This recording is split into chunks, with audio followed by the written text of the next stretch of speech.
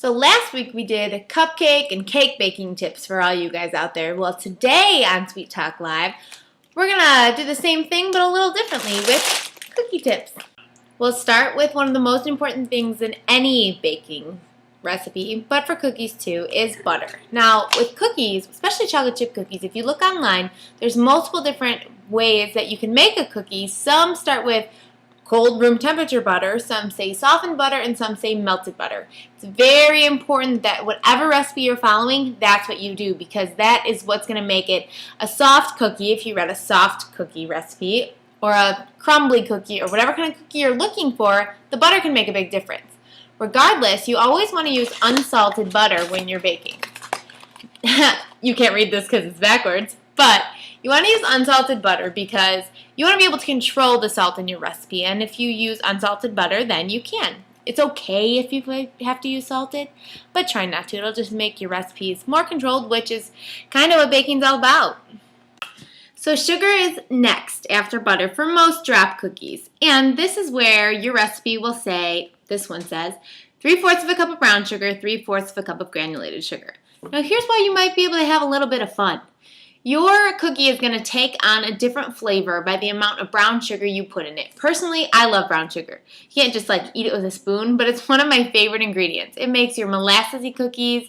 It just gives that chocolate chip cookie, especially the dough, that really home-baked flavor that you don't get with regular sugar or mostly packaged products. So I kind of like to use a little bit more brown sugar and a little bit less of the white stuff when I can. And with a drop cookie, as long as the end amount of sugar is the same, you can do it too.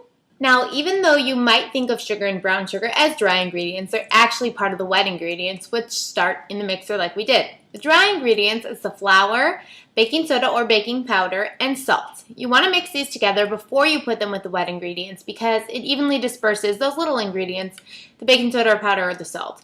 Now, the powder versus soda thing, really, again, look at your recipe. I am not a scientist, so that part I always just do what they tell me to do.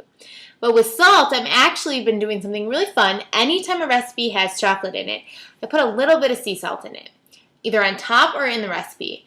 It's actually an amazing way to bring the chocolate flavor out in your cookies. And since these cookies will be having chocolate in them for sure, this will get a little sprinkle of sea salt in them as well. And remember, scrape the sides of the bowl. Super important. Again, with the even distribution kind of thing, you're going to get at least 24 cookies out of this batch. And you want to make sure each cookie has sugar in it. Real important. But also that each cookie has the right amount of flour, salt, butter, eggs, and vanilla in them too, so they all taste the same and all taste delicious. And with the eggs, they say to do them one at a time. So do them one at a time. Also, most ingredients that you find in your fridge can actually sit out for a good half an hour before you start baking. So don't be afraid to have your milk, your eggs, your butter, anything that's cold, sit out for a while because you actually want your entire cookie batter to be the same temperature.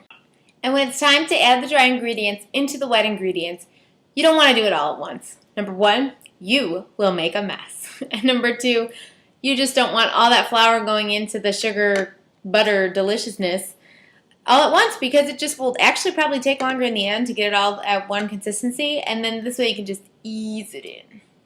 Now comes my favorite part, chocolate time. So for all of my chocolate chip cookies, almost always, I do not use just one flavor of chocolate. I think it's really fun for your mouth if you use two flavors. So here I have a cup of semi-sweet going in, and I'm going to pour myself a cup of milk chocolate. Sometimes it's really cool to use discs and chips, so they're different sizes too, and then the discs melt into the batter.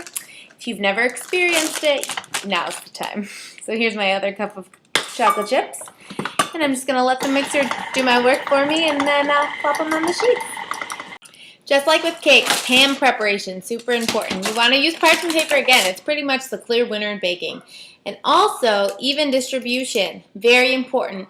Aside from the fact that all your guests want the same size cookie, more importantly, you want your cookies to bake at the same time.